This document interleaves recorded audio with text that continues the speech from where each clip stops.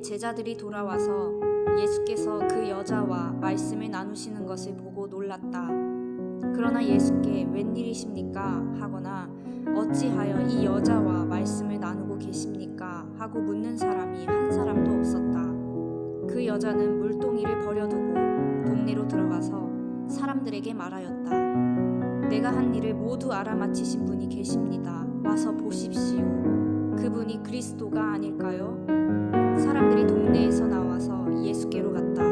그러는 동안에 제자들이 예수께 랍비님 잡수십시오 하고 권하였다. 그러나 예수께서는 그들에게 말씀하시기를 나에게는 너희가 알지 못하는 먹을 양식이 있다 하셨다. 제자들은 누가 잡수실 것을 가져다 드렸을까 하고 서로 말하였다. 예수께서 그들에게 말씀하셨다. 나의 양식은 나를 보내신 분의 뜻을 행하고 그분의 일을 이루는 것이다. 너희는 넉 달이 지나야 추수 때가 된다고 하지 않느냐? 그러나 나는 너희에게 말한다. 눈을 들어서 밭을 보아라. 이미 곡식이 익어서 거둘 때가 되었다. 추수하는 사람은 품삯을 받으며 영생에 이르는 열매를 거두어 드린다. 그리하면 씨를 뿌리는 사람과 추수하는 사람이 함께 기뻐할 것이다. 그러므로 한 사람은 심고 한 사람은 거둔다는 말이 옳다.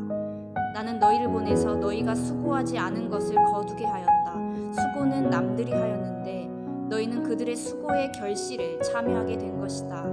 그 동네에서 많은 사마리아 사람이 예수를 믿게 되었다. 그것은 그 여자가 자기가 한 일을 예수께서 다 알아맞히셨다고 증언하였기 때문이다. 사마리아 사람들이 예수께 와서 자기들과 함께 머무시기를 청하므로 예수께서는 이틀 동안 거기에 머무르셨다. 그래서 더 많은 사람들이 예수의 말씀을 듣고서 믿게 되었다. 그들은 그 여자에게 말하였다. 우리가 믿는 것은 이제 당신의 말 때문만은 아니요. 우리가 그 말씀을 직접 들어보고 이분이 참으로 세상의 구주이심을 알았기 때문이요. 아멘. 오늘도 주의 은혜가 넘치는 복된 하루가 되기를 소망합니다. 오늘 본문 말씀은 사마리아 여인의 전도 이야기입니다. 예수님을 만난 사마리아 여인은 물동이도 버려두고 동네로 들어가서 사람들에게 이렇게 말합니다. 내가 한 일을 모두 알아맞히신 분이 계십니다. 와서 보십시오. 그분이 그리스도가 아닐까요? 이 사마리아 여인은 자신의 수치스러운 과거를 전도의 도구로 사용했습니다. 이 여인은 자신의 부끄러운 과거를 말하는 것이 무척이나 어려웠었을 텐데요. 하지만 이 여인은 다른 생각은 전혀 하지 않고 오직 사람들을 예수님께로 이끌어야겠다는 생각밖에 없었습니다. 그분이 그리스도가 아닐까요? 하고 조심스럽고 또 공손한 그녀의 말 속에는 나는 당신들에게 내 생각을 강요할 생각은 없습니다. 하지만 이분이 나는 메시아라고 생각해요. 그러니 일단 한번 와서 만나보는 것이 어떠세요? 라는 뉘앙스가 담겨 있습니다. 사마리아 여인이 예수님을 메시아로 증거하는 근거가 있겠죠. 예수님이 그녀의 상처를 아시고 그 상처를 치료하여 다시 올바른 예배를 제시해주는 일련의 과정이 있었기 때문입니다. 사마리아 여인이 자신의 개인적인 문제를 예수님으로부터 해결받은 것처럼 우리는 예수님이 세상의 구주이시며 동시에 내 문제의 해결자이심을 반드시 경험해야 합니다. 예수님께서는 나의 양식은 나를 보내신 분의 뜻을 행하고 그분의 일을 이루는 것이다 라고 말씀하셨습니다. 하나님의 뜻을 행하는 것이 왜 양식이 될까요? 하나님의 말씀을 행하는 일이 먹을 양식처럼 필수 불가결한 일이기 때문에 그렇게 해석이 됩니다. 또한 예수님은 추수라는 비유를 사용하셨습니다. 추수를 해야만 양식이 생기죠. 추수는 곧 전도입니다. 하나님이 원하시는 참된 양식을 갖기 위해서는 전도에 힘써야 된다는 것을 우리는 잊어서는 안 됩니다. 본문 38절을 함께 보겠습니다. 나는 너희를 보내서 너희가 수고하지 않은 것을 거두게 하였다. 수고는 남들이 하였는데 너희는 그들의 수고의 결실에 참여하게 된 것이다. 아멘. 이 말씀은 전도자들에게 도전을 주는 말씀입니다. 예수님께서는 왜 이렇게 말씀하셨을까요?